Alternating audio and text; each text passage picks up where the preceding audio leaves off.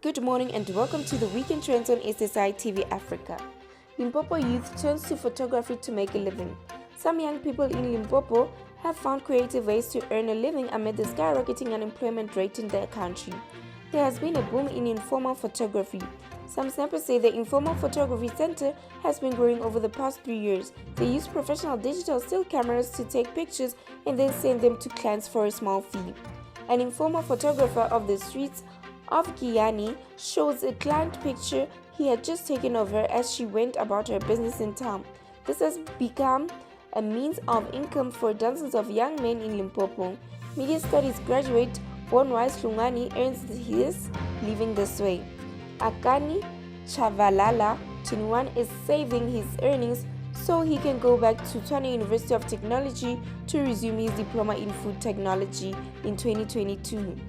Spiritual School uses yoga to shift mood from pandemic anxiety.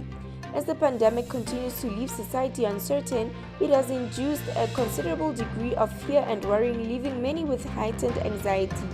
The extended lockdown has also seen people feeling more disconnected. A global spiritual school is attempting to assist many using alternative healing and yoga to shift the collective mood. This, as the past year has been unprecedented, from a global infectious virus to lockdown levels and completely new ways of experiencing everyday life. This has left society with elevated stress and panic. Many countries, including South Africa, went into hard lockdown and have continued with varying levels of distancing, which has left many alone with more time on their hands. With normal looking very different to usual, alternative healing practices such as yoga and meditation are being used to assist. Steven Spielberg's studio to make films for Netflix. Netflix Inc. added acclaimed filmmaker Steven Spielberg to its roster with a joint announcement on Monday of a deal for his Amblin Partners production company to supply multiple movies a year for several years.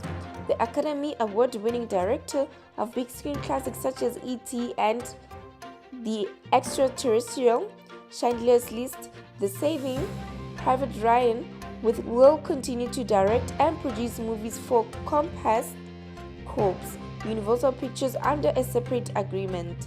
The new agreement brings a high-profile name to the list of talent working with Netflix at a time when a host of competitors including Walt Disney Co. and Amazon.com Inc. are competing for streaming audiences. Spielberg has been at odds with Netflix in recent years when he argued that movies seen primarily on television should be eligible for Emmys and not Oscars. He has spoken out about wanting to preserve the experience of seeing movies in theater. South Korean band 17 show more mature sound in new EP.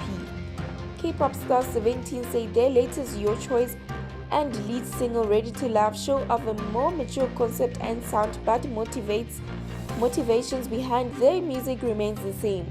Formed in 2015 in South Korea, the band has ranked up more than 2 billion streams worldwide and is best known for its hits such as Home Run and Left and Right.